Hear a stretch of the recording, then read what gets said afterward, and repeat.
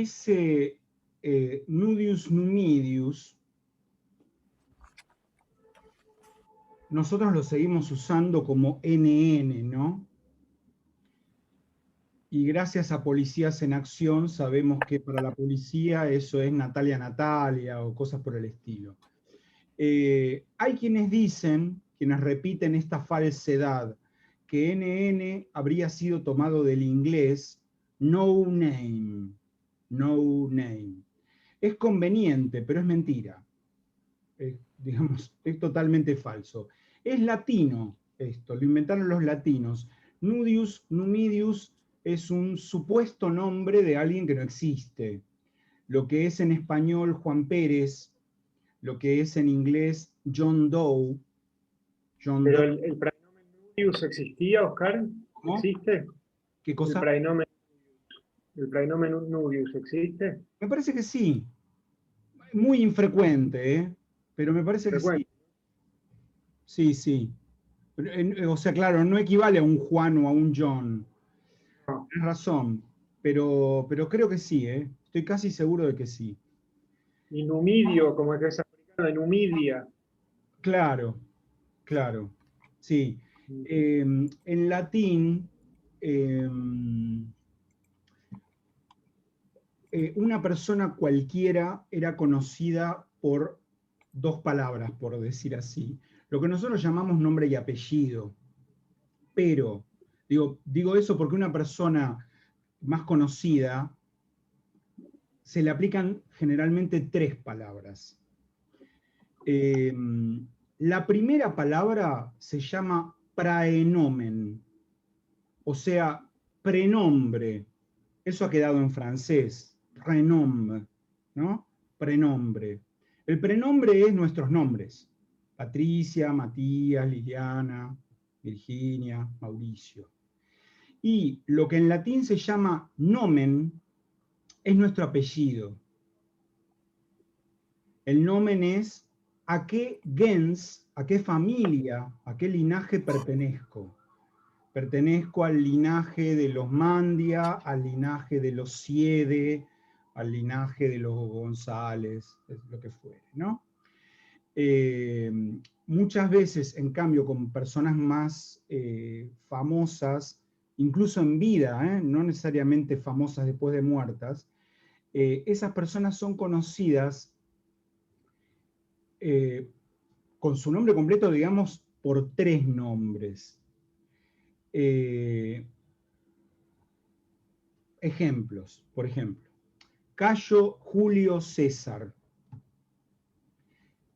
Cayo, Caius en latín, es un prenombre. Cayo, mucha gente se llamaba Cayo. Ahora, no muchos se llamaban Julius. ¿Por qué? Y porque la gens Julia, la familia Julia, o de los Julios, era la familia más concheta de toda Roma.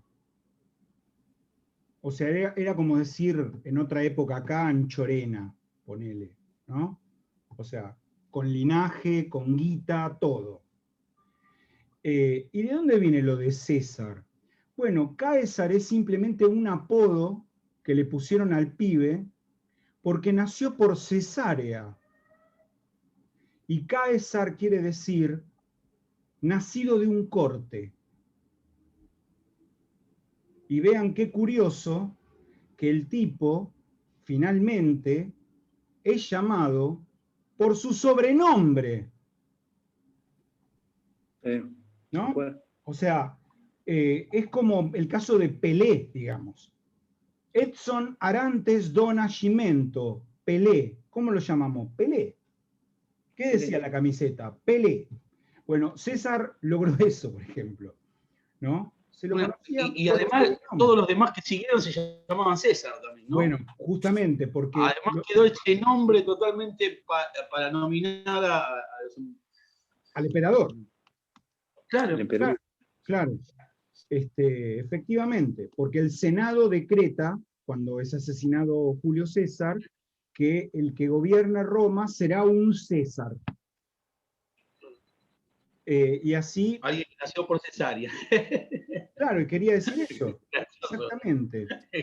qué sé yo, después tenés otros casos, tenés, no sé,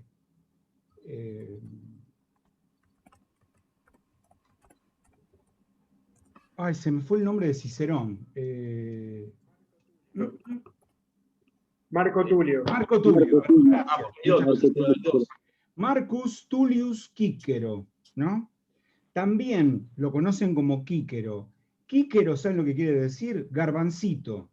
Porque cuando era bebé tenía la nariz redondita y le decían garbancito.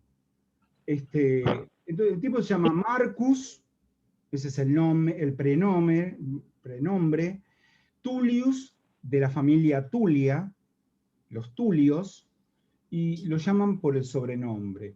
En otro caso no, por ejemplo, Publio Virgilio Marón, o sea, Virgilio, lo llaman por el apellido, o por lo que nosotros llamamos apellido, ¿no?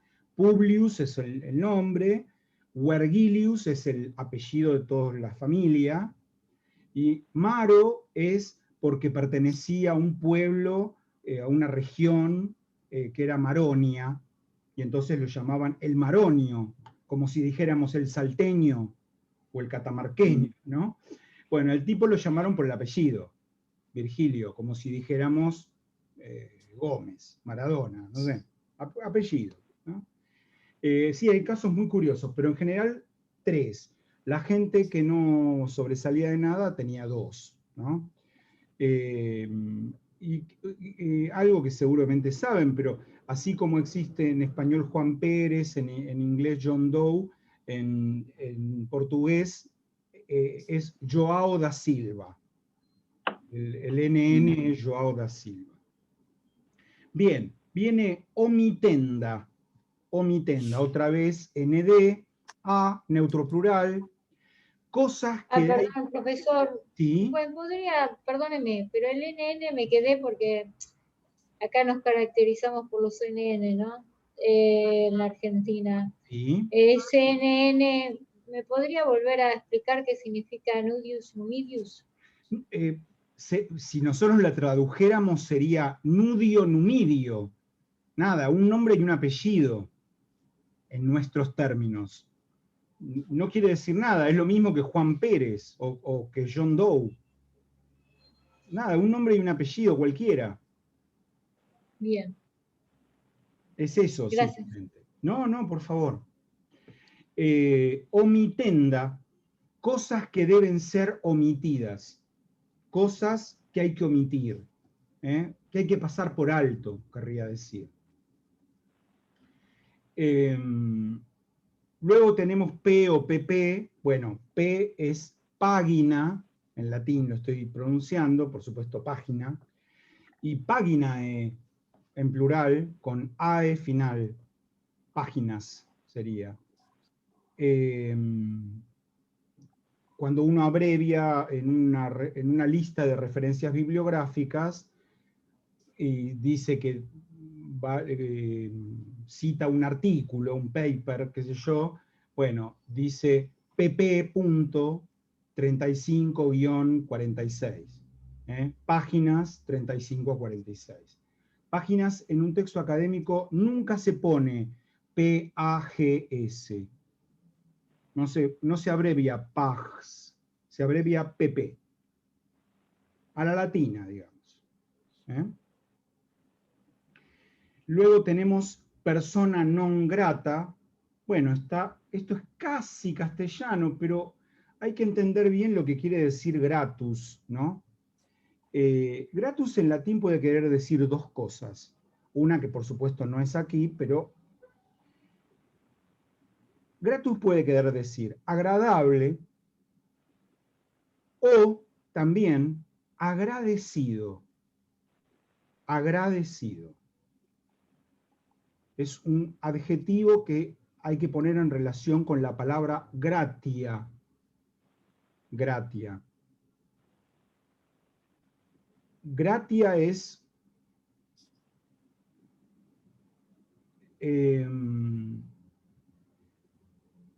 no me acuerdo ahora la palabra griega. Haris en griego. ¿no? Gratia querría decir, en principio, encanto, lo que los franceses llaman charme, ¿no? Pero también agradecimiento, también eso, ¿no? Y así que gratus podría querer decir agradable o agradecido, pero en persona non grata no quiere decir persona no agradecida, sino persona no agradable, o mejor, persona desagradable. Cuando se declara a alguien persona no grata, no lo digamos en castellano, porque al decir no grata es muy suavecito eso. ¿Qué quiere decir? Grato. Lo pensamos además, fíjense que por ahí no tenemos tan claro que grato tiene que ver con el agradecimiento, pero sí usamos ingrato como desagradecido. Entonces también está ese valor, ¿no? Pero aquí me parece que no es eso. Persona non grata es persona desagradable, simplemente. Luego tenemos punica fides. Púnica con mayúscula porque es el adjetivo. Los punos, punicus, cartagineses, ¿no? Cartagineses. Exactamente. Lo que dice aquí, fides quiere decir fidelidad, fe, podría ser, muy bien, ¿no? Así que la púnica fides sería la fidelidad cartaginesa, o sea, la mala fe. ¿Por qué? Porque los cartagineses cada vez que negociaban con los romanos, mentían. Y entonces, vos tenés fidelidad cartaginesa, no es un elogio justamente, es lo contrario. Luego tenemos la palabra quid. Ya sé que nosotros decimos quid, ¿no? Pero habría que decir quid. El quid de la cuestión, ¿no? Quid es un pronombre interrogativo en latín. ¿Qué significa? ¿Qué con tilde? El qué.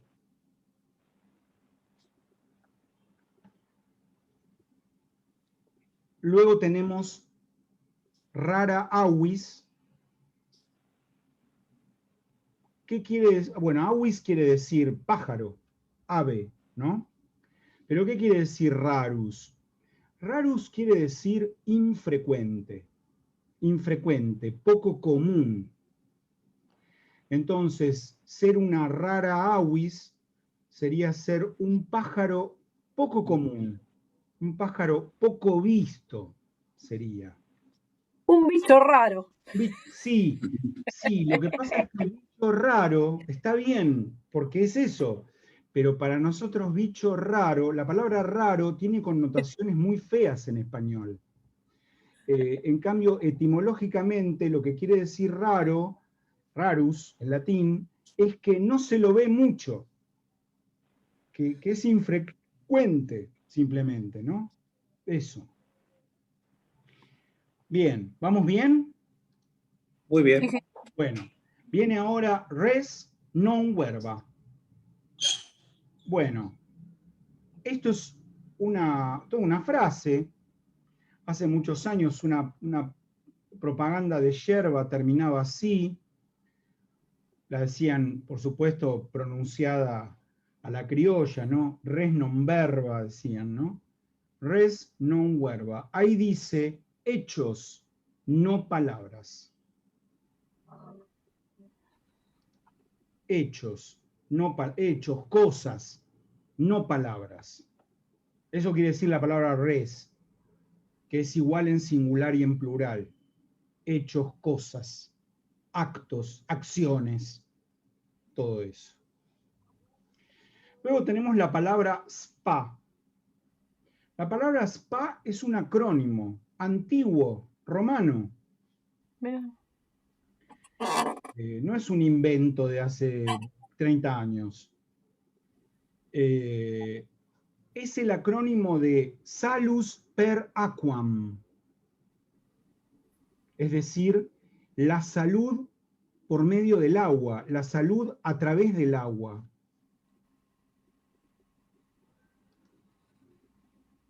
También en inglés se le inventó un origen a spa que es falso. No me acuerdo ahora cuál es, pero falso.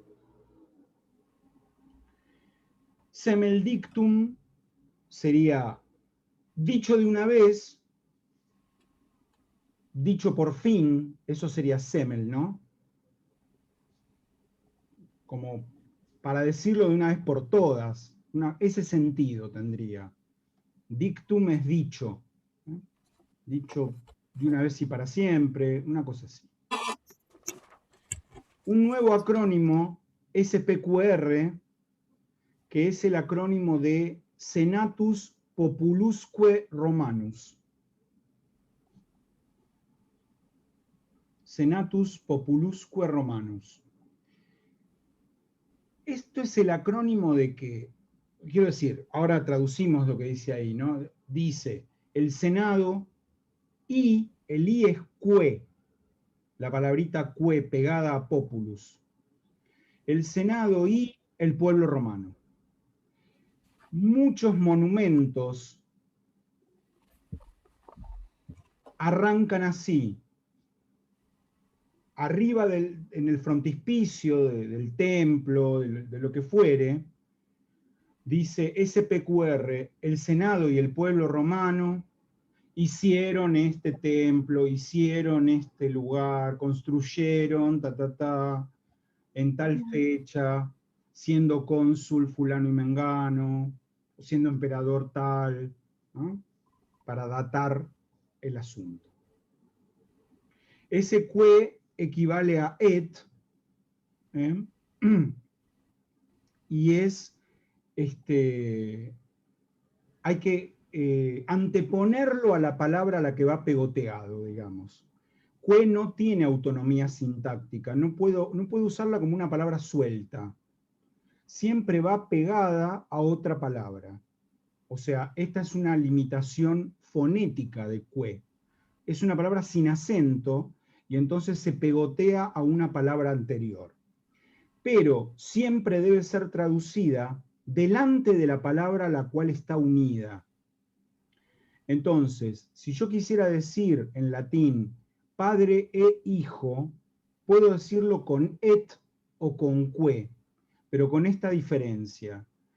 Con et sería pater et filius, padre e hijo, como en castellano, digamos. Pero si lo digo con que, el que lo pongo al final y digo pater filiusque, me quedaría padre, hijo y. Bueno, ese i lo tengo que traducir primero, ¿no? Padre e hijo. Luego tengo SQ o SQQ, sequence o secuentes, que valen o que equivalen a S de siguiente y SS de siguientes. A veces citamos un texto y decimos, tal tema, este autor lo desarrolla en las páginas 45 SS y siguientes.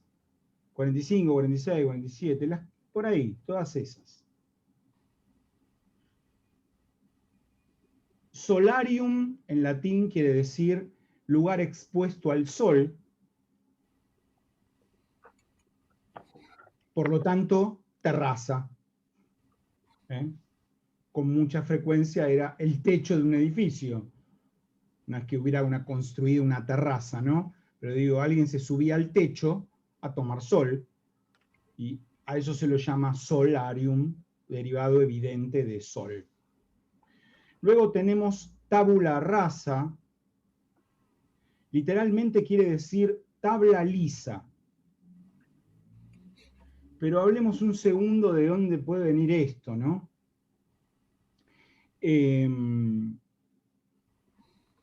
Tanto cuando los chicos iban a la escuela, como cuando yo quería mandar una nota o una carta a otra persona, se utilizaba un implemento que era la tabula querata, tabula cerata, con C. Tabula cerata, literalmente tabla encerada. es un rectangulito de madera. No sé si ¿se acuerdan que había unos pizarroncitos manuales que yo los corría y se borraban? Y después se escribía con un punzó. Pizarra mágica se llamaba o algo así. Sí. Bueno, yo cuando era joven daba clases particulares con pizarras mágicas, porque escribía, el estudiante copiaba, qué sé yo lo borraba, hacía truc, lo borraba y seguía escribiendo ahí, ¿no? Profesor, se siguen usando, ¿eh? ¿Se siguen usando? Por supuesto. Sí, Freud tiene un artículo que se llama El blog maravilloso. ¿Quién? Que habla de la relación.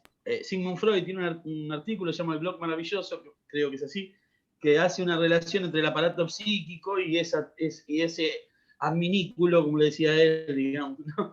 Porque tiene una barra protectora. Bueno, espectacular, porque seguramente el concepto psicoanalítico de tabula rasa Freud lo saca de ahí, de esto que voy a decir ahora, ¿no? Bueno, lo concreto es que esa tablilla, por supuesto que no tenía el nivel de sofisticación de la pizarra mágica que nosotros conocemos, era simplemente una tablilla de madera con bordes, como una bandejita con bordes, donde adentro se derretía cera. Esa cera se emparejaba en caliente con una pequeña espatulita, y esa es la tabla lisa. La tabla lisa es la tabla preparada para escribir. ¿Con qué se escribe en la tabla? Con un punzón. Con un punzón. Entonces, un señor, digamos, un dueño de casa, señor de clase media para arriba, digamos, en Roma, tenía un esclavo que era el tabellarius, el encargado de la tablita o de las tablitas, que era un correo privado, por decir así, del tipo. El tipo se levantaba a la mañana y le escribía una carta a su hermana en una tablita. Y le decía, andá a la casa de mi hermana y llevarle mi carta, ¿no? El esclavo iba, la hermana leía la carta, derretía la cera de vuelta adentro de la tablita y le mandaba la respuesta, en la misma tabla.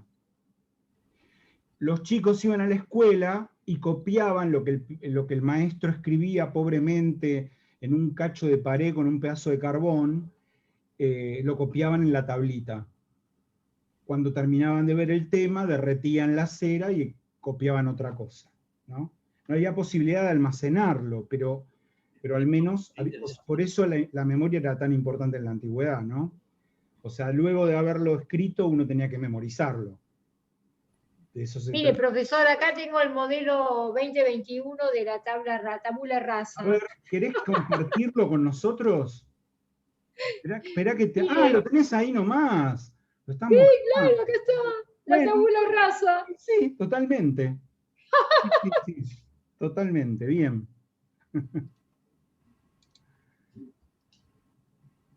El sentido igualmente de tabula rasa o de tabla lisa es también metafóricamente, se llama así no solo a este elemento, a este implemento, como dice Freud, sino que hacer tabla lisa es empezamos de vuelta de cero.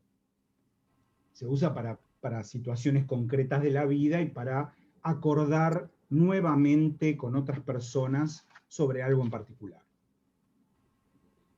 Y luego aquí, último de esta listita, tenemos ultimátum, que quiere decir resolución definitiva. Tiene que ver con un verbo ultimare, que es llegar algo a su fin, y el ultimátum es la resolución definitiva de algo, de una situación. ¿Vamos bien? Sí, sí. Bien. Bueno, ¿les parece divertido esto o es un embole? Sí. Díganme la verdad. No me No, mientan. además es útil. Además es útil. Bueno. Más allá de que es divertido, pero es útil, porque hay muchas cosas que uno no sabe qué son y lo lee. Claro, claro. Bueno, o las tiene que escribir en un paper, por ejemplo. totalmente, sí, sí. O las tiene que leer y no sabe qué quieren decir, ¿no? Sí, a veces También. yo algunas no sabía qué querían decir. Sí. Pero, profesor, una pregunta. ¿Sí? Eso que cuando la persona fallece se le pone que en paz descanse, tiene ese SPQR, me hizo acordar que en paz descansen, que se pone que en paz descanse, la Q, la P, Claro. ¿viene de ahí? Sí, sí, claro. Viene exactamente. Espera, te voy a compartir otra cosa para que pueda escribir, porque si no. Banca, ¿eh? Sí. Me hizo acordar a eso, por eso.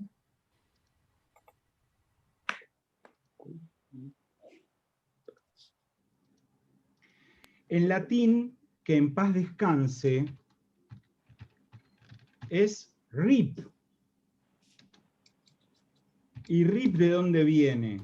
De requiescat in pace, ¿no? Que sería que descanse en paz, literal. Requiescat es un verbo en subjuntivo, ¿no? Por eso le meto el que descanse en paz. Este requiescat in pace, pronunciado así en latín clásico, pero deformado en el latín macarrónico en requiesca in pace, ¿no? Aparece en un tango de Discépolo. Discépolo, claro. ¿Eh? Sí, en un tango de Discépolo. En el que empieza sola. Esta noche me emborracho. Esta noche me emborracho, ¿no? En la segunda parte dice, nunca pensé que la vería en un requiesca in pace tan cruel como el de hoy, ¿no? O sea, perdón que soy un tonto, estoy escribiendo acá en mi archivo nuevo y no lo compartí, perdónenme. Ya te iba a decir. Perdón. Ahora, ahí está. RIP, requiescat in pace, que descanse en paz. En español,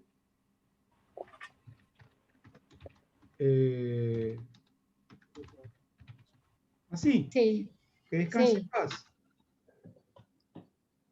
Sí, sí, está así. Tal cual. Correcto. Bien. Sí. Viene del RIP. Sí, es un calco de la fórmula latina. Es un calco. Bien. Vuelvo a compartir lo otro, donde estábamos recién.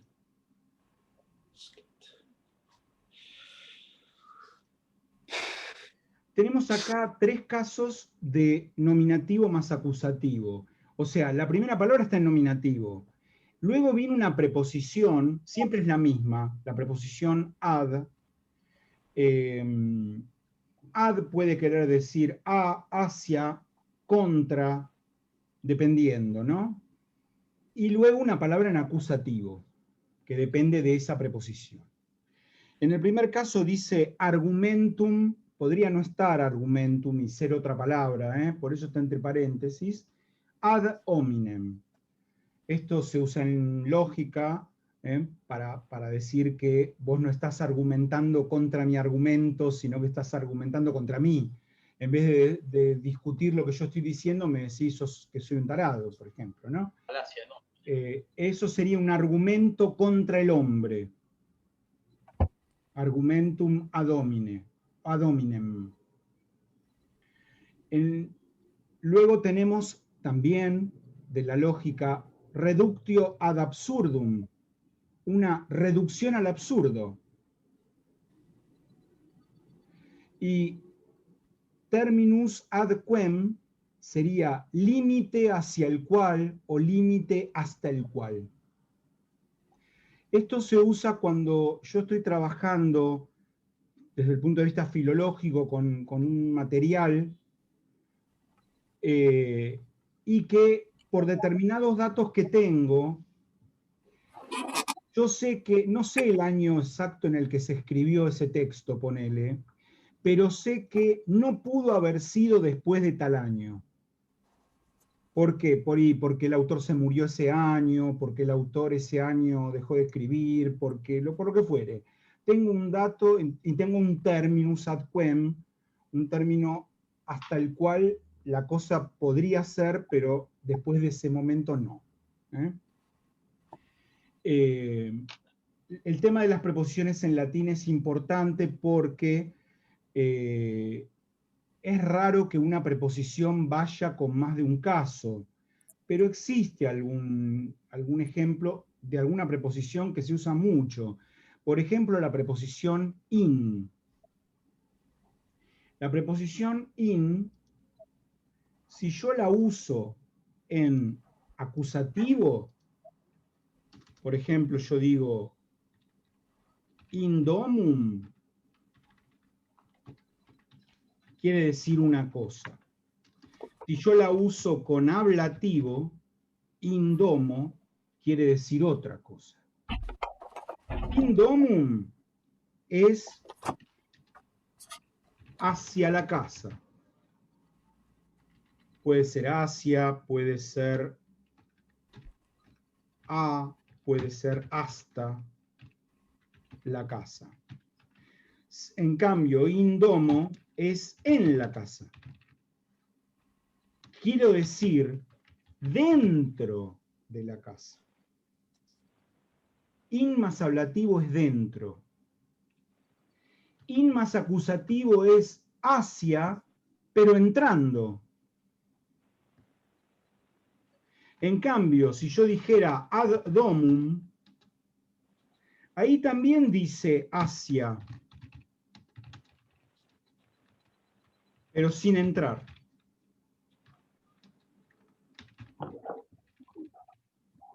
¿Ven? Así que esas son cosas, bueno, que a ustedes ahora no les van a interesar, pero digamos, son sutilezas de la lengua latina. Un ejemplo más de por qué es tan bravo estudiar griego o latín antiguos, ¿no? Porque hay una cantidad de sutilezas que en español no pensamos nunca o no existen directamente. Ad domum, perdón que escribí mal domum, va con M final, ad domum es en dirección a la casa, hacia la casa, pero sin indicar si entró, si no entró, va para ese lado. En cambio, si digo in domum, entró. Entró. Bueno, vuelvo a lo que estábamos. Quedan pocos minutitos ya, así que unos ejemplitos más y vamos a dejar por hoy. Empieza una larga lista de nominativo más genitivo. Vean que la clase que viene, la 6, va a ser enteramente dedicada a todo lo que nos falta. Va a ser así una pequeña maratón de todas las cosas que nos faltan. Muchas son conocidas, ¿no? Creo que incluso Requiescat Impaque aparece más adelante. Lo preguntaron hoy, lo respondí, por supuesto, pero aquí tenemos una palabra en nominativo, una palabra en genitivo. Bueno, la palabra en genitivo, como dijimos hace un rato, yo la voy a traducir reponiendo un D antes. Entonces, en casus belli, belli es el genitivo de bellum, guerra. Entonces, casus belli es motivo de guerra. Este es un casus belli. Hay que declarar la guerra, estamos hablando no de un país contra otro, sino en una vida individual a alguien que le declara la guerra a otra persona, no sé, a su compañero de trabajo, a su jefe, lo que fuere. Casus belli. Luego, curriculum vitae. Habíamos visto currículum, carrera, carrerita. Curriculum vitae, ¿qué sería? Carrera de la vida. De la vida. Eso es vitae. No me vayan a decir, por favor, que yo no me entere, que andan diciendo por ahí curriculum vitae. ¡Me muero! Primero, porque no hay agudas en latín. Nunca puede ser vitae. Y luego porque la B, en buen latín clásico, es U. vitae. Currículum vitae. Sorprendan a sus familiares, a sus hijos, a sus padres, a sus parejas, diciéndole, estoy escribiendo mi currículum vitae. Bien. Luego, algo que solía aparecer en muchas obras de teatro antes de que empiece la obra, dramatis personae. Acá está el genitivo adelante, ¿no? Uno esperaría en español personae dramatis, porque ahí dice personajes del drama, personajes de la obra, quiere decir, ¿no? La palabra griega drama tiene que ver con un verbo, drao, que es actuar, accionar sería, ¿no? No tiene el valor negativo o que le damos ahora de que un drama es algo triste. Incluso cuando decimos no hay drama, queriendo asimilarlo a problema, la palabra drama es simplemente una representación, una actuación. Drama como de dramaturgo, ¿no, profe? Sí, claro, claro. Pero quiero decir, una comedia es un drama. Claro. Igual que una tragedia.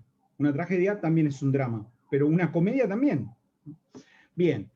Luego, flatus vocis, un hálito de voz o un soplo de voz. Un soffio la mia voce. Vocis. Un lapsus calami, un error de pluma. Literalmente pluma, calamus en latín quiere decir punzón para escribir, ¿no? Un punzón para escribir sobre cera, o si escribo sobre pergamino, ese punzón era más finito todavía y se mojaba en tinta vegetal. Por eso podemos decir error de pluma, error de escritura, digamos, es lo que quiere decir, ¿no? Y un lapsus linguae es un error de la lengua literal, del órgano que tenemos adentro de la boca, ¿no? Algo, pronuncié mal la palabra, en vez de decir doctor dije dotor, en vez de decir haya dije aiga, o en vez de decir Shakespeare dije Shakespeare. Bueno, en cualquiera de esos casos tendríamos un lapsus linguae. También para la psicología esto es muy productivo, para el psicoanálisis es muy productivo, porque un lapsus linguae es, quería decir una cosa pero dije la otra, no sé, quería decir el nombre de mi novia actual y dije el nombre de mi novia anterior, esas cosas que te querés matar, ¿no? ¿Puede ser que se use como lapsus como una ausencia? Bueno, un lapsus. Pero, sí, se usa como ausencia, pero el sentido etimológico de la palabra es error. Lapsus quiere decir error en latín. Bueno, pero la sustracción de algo que uno no se acuerda puede ser un error también, en ese sentido. No me acuerdo de la palabra que sigue, digamos. Bueno, no necesariamente me parece puede ser un error. Me marca que nos queda menos de un minuto, señores y señoras. Si quieren nos volvemos a conectar y terminamos la discusión esta, ¿eh? Yo no tengo problema. ¿Prefieren? Como quieran. No, como quieran ustedes. Si no, dejamos acá en Lapsus Linguae, los despido, les deseo un gran fin de semana y en 2 semanas nos estamos viendo. ¿Eh? Ok.